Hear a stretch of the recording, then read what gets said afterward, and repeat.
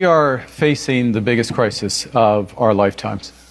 Donald Trump is trying to fundamentally change the world economy, the trading system. But the old relationship we had with the United States, based on deepening integration of our economies and tight security and military cooperation, is over. In a moment of profound political and economic consequence, Prime Minister Mark Carney has staked his government's entire credibility on a resolute and combative response to the United States. Welcome, viewers, to my channel. If you're new here, please subscribe, like my video, and turn on notifications so you don't miss our next system. But really what he's trying to do to Canada, he's trying to break us so the U.S. can own us.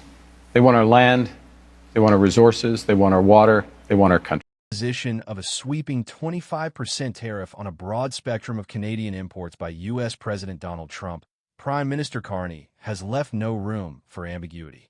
In a landmark and widely watched interview with the BBC, the 59-year-old former central banker delivered a message that resonated with defiance and resolve, stating, "We're going to stand up to a bully. We're not going to back down." He further elaborated on this promise by stating that Canada would match dollar for dollar every tariff levied by the U.S., signaling the immediate commencement of a trade war that many economists fear could become protracted and economically devastating. This bold move represents not just a change in policy, but a fundamental shift in the diplomatic and economic posture of Canada toward its closest and most powerful ally, setting the stage for a period of immense uncertainty and global concern. The gravity of this decision cannot be overstated, as it marks a clear departure from a long-standing tradition of diplomatic compromise and collaboration with the United States. The ripple effects are already being felt in boardrooms and on factory floors, as businesses scramble to adjust to the new, volatile reality of cross-border trade. This is not merely a political spat, but a seismic shift in the geoeconomic landscape of North America, one that will test the resilience of Canadian industries and the resolve of its new government. The genesis of this trade confrontation is rooted in the Trump administration's America First trade doctrine, a protectionist philosophy that views tariffs as a central and aggressive tool of economic policy. The 25% tariff on Canadian goods is part of a broader strategy that also includes tariffs on Mexico and China, creating a multi-front trade conflict that has rattled the global economic order. The White House has sought to justify these measures by citing a need to protect American jobs, curb trade imbalances, and address the flow of illicit drugs across the border. However, these justifications are widely disputed, with many economists and trade experts arguing that the tariffs are more about political leverage and a nationalist agenda than they are about sound economic policy. The arbitrary nature of the tariffs and the lack of a clear, evidence-based justification have only served to heighten tensions and inflame the diplomatic crisis, prompting strong condemnation from international bodies and trade partners around the world. The international community, already reeling from a series of protectionist measures, is watching closely to see if Canada's defiant stand will inspire a broader resistance to the erosion of the global free trade system. The credibility of long-standing international trade agreements and institutions, such as the World Trade Organization, hangs in the balance as nations weigh the benefits of cooperation against the perceived need for unilateral action. This escalating trade war has cast a long shadow over the future of global commerce, raising questions about the stability of long-term investment and the reliability of international supply chains. Carney's rise to the prime ministership is a captivating story of political ambition, public expectation, and a remarkable return to public service after a distinguished career in international finance.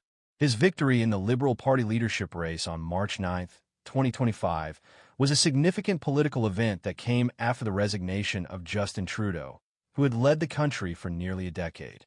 Trudeau's departure in early January was prompted by a combination of declining public approval and a loss of confidence within his own party.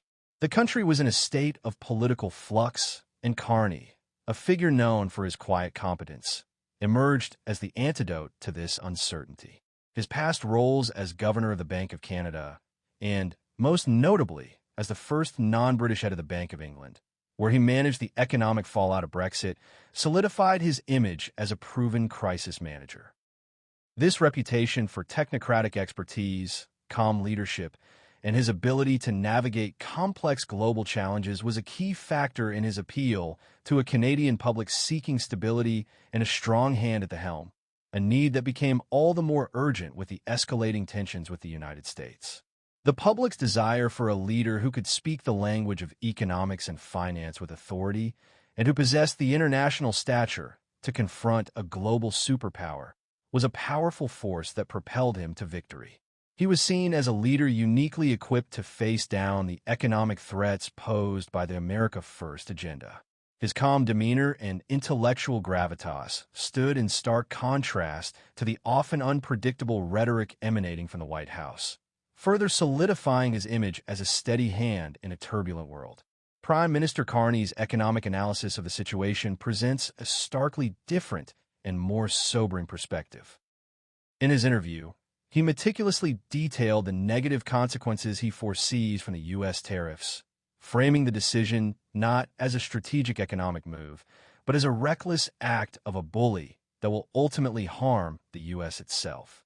He argued that the measures would not only damage America's reputation as a reliable global trading partner, thereby eroding international trust, but would also lead to detrimental economic outcomes for both countries.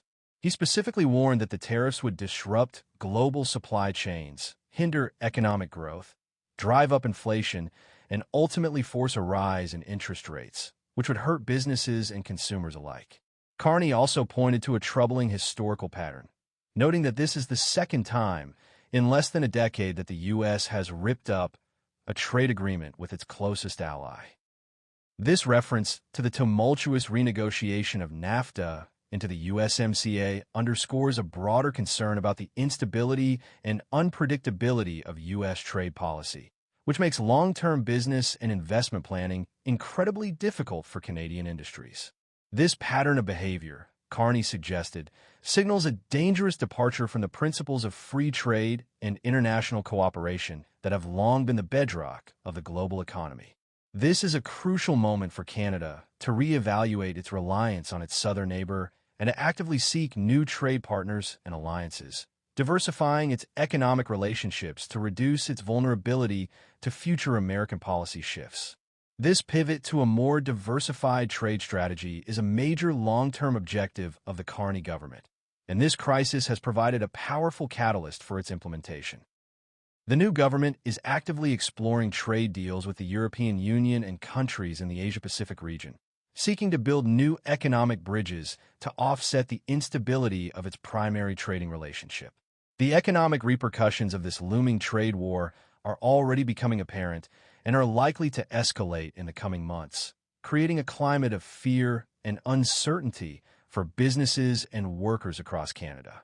Economists are predicting a devastating impact on key sectors, particularly those with deep ties to the U.S. market, such as manufacturing, agriculture, and resource extraction.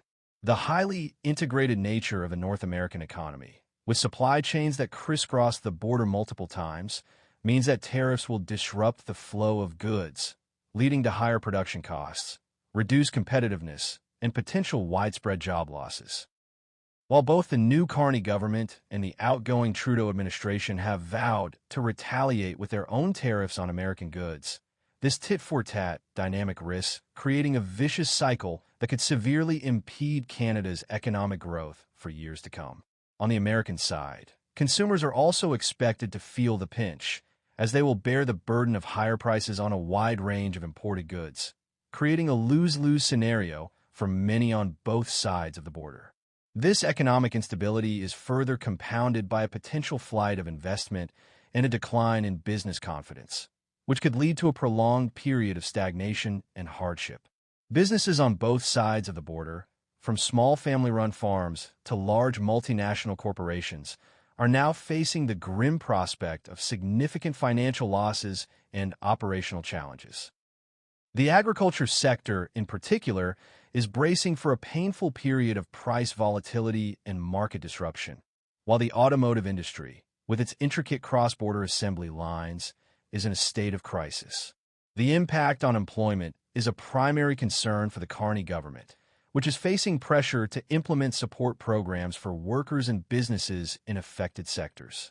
The unfolding trade dispute is set to be the defining test of Prime Minister Carney's early leadership.